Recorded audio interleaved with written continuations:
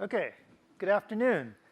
I'm here today to talk to you about chatbots. I can guarantee there'll be some fun, but I don't guarantee you'll make tons of money. Oh, this year.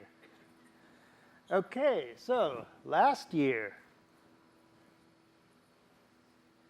Remember chatbots? Yeah. They're going to put us all out of work. And so this year, people have sort of calmed down. The recent chatbot craze is mostly focused on, wide open conversational interactions. And, people sort of had unrealistic expectations. But chatbots have actually been with us for a long time. They just haven't been mobile. Okay, how many of you have used IRC before? Show of hands? Whoa. Okay, that might be in a legal interview question in some jurisdictions. Cool. Well, IRC was created in 1988, and IRC bots soon after. This is Wikipedia's definition of what is called an IRC bot. And this is the kind of simple but hopefully useful bot that we'll be focusing on today. I like to think of chatbots as a third method of delivering services, more immediate than web or native apps, more ephemeral, perhaps not as discoverable because we don't have app stores for those yet, but much lower friction because you just have to follow it or add it as a friend to actually use it. But why write a Swift chatbot? Well, I don't think I need to convince anyone in this room to use Swift for anything. But it is a great way to get started with server-side Swift. Here are some things to consider. If you want to write a backend server, you sort of need an app for that. And if you want to write a website, that's also great, but you need to sort of handle the HTML, CSS, and JavaScript. And, well, I'm not a big fan of JavaScript in 2017. It's its own thing. It's very impressive, but I prefer Swift. So a chatbot is basically a piece of software sitting on a server somewhere. It communicates with users of a messaging service by interacting with that messaging service's API. So today I'm going to use Line Messenger API as an example because I work there. And, but the basic concepts are the same for all chatbot systems. OK. This conversation here, by the way, oops, that's not right.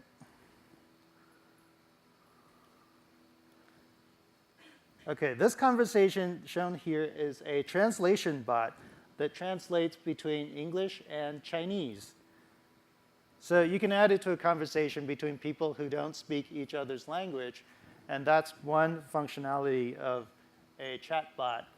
And here's a chatbot designed to help with Japanese vocabulary. You see somewhere a sign with some words that you don't know. You can take a picture. The chatbot can do some OCR, or it can natively or call a third-party API. And it can return a list of pictures and translations.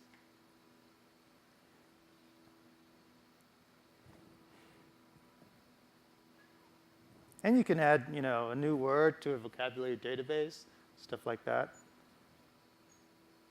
OK. So what was happening behind the scenes there? Our chatbot itself, actually, it's just a REST API server. More specifically, it has an endpoint that the messenger service can call and make post requests.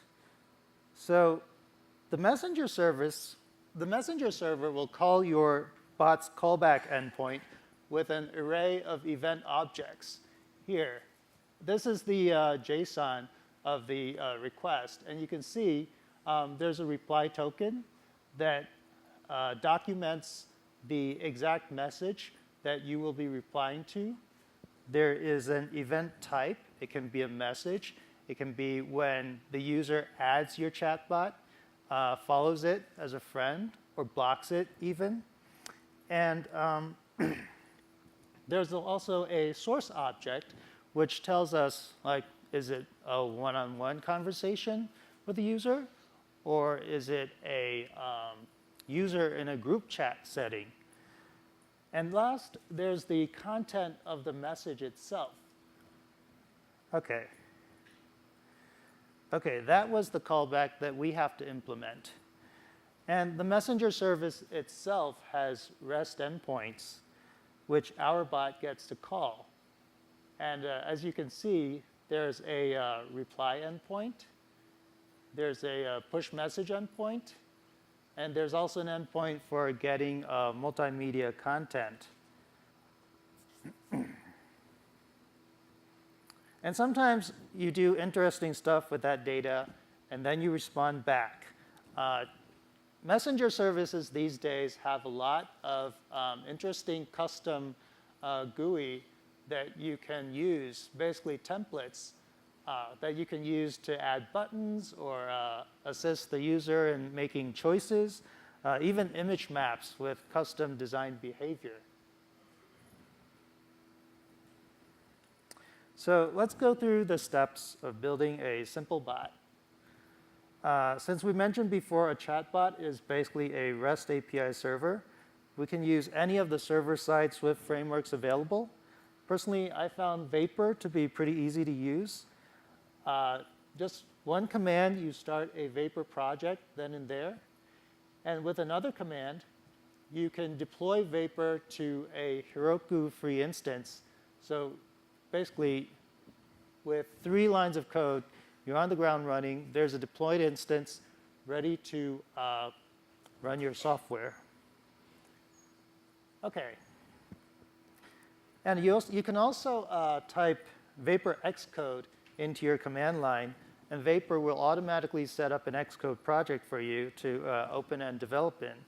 And this page, the routes.swift, is the default endpoints that Vapor sets for you by default, basically a hello world. This is where you add your own endpoints and your own functionality, including the most important one, which is the callback post REST endpoint. And the callback endpoint will receive a messaging payload from the Messenger API.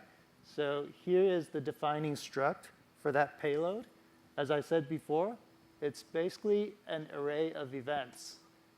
And with different event types, with a source, event source, like we said before. And you can also receive all sorts of media from a user. Your user can send you text.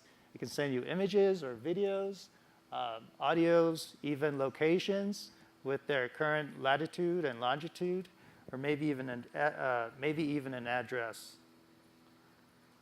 So after we parse the payload, this is when we decide what we do with it.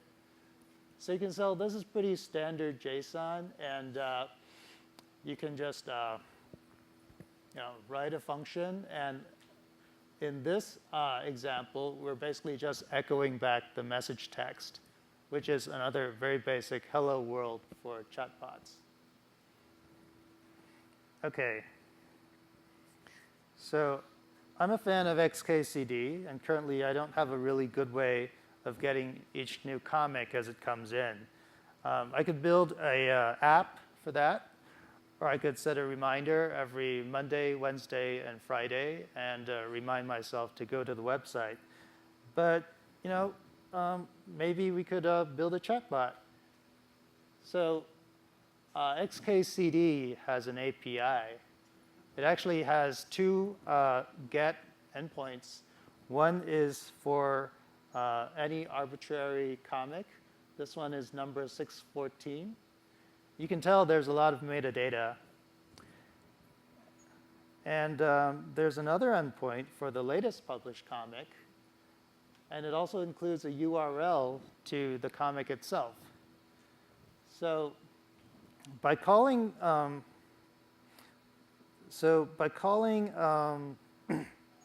the XKCD API in a periodical fashion, we can always get the latest comic.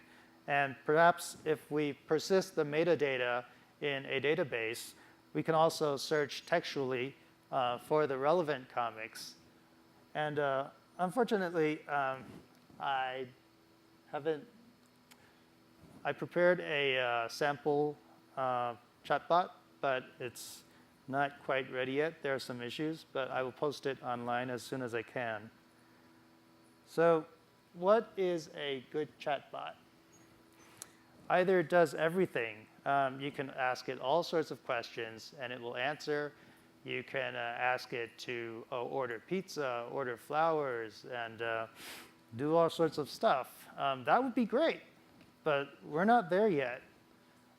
Some people predict maybe we'll be there, robust conversational chatbot interfaces in 2 or 3 years.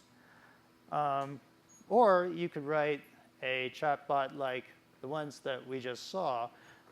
We can do 1 or 2 things really, really well. Not everything, but 1 thing or 2 things. So if you want a bunch of convenient functions, you want to do a lot of stuff, you can write an app for that. Or you could write a web page and let your users use a 12-inch screen, a big screen, if that's the kind of context that they need. But if you want 1 or 2 core functions that your users might use over and over again and will be eager to willingly share with their friends and families, then a chatbot would be maybe a good option. So the last thing for a chatbot is to keep the interactions short. We're all busy people. Don't try to keep the user engaged. Just try to solve their problems as fast and as easily as you can and let them move on. OK. So, but what if you really, really, really want to build a conversational chatbot with AI and the conversational interface? Well, you still can roll your own. There are third-party open source natural language processing frameworks out there, mostly in Python, because that's where most of the machine learning progress is happening now. You can build it as a microservice to parse your users' sentences. Or you can also call a third-party API maybe.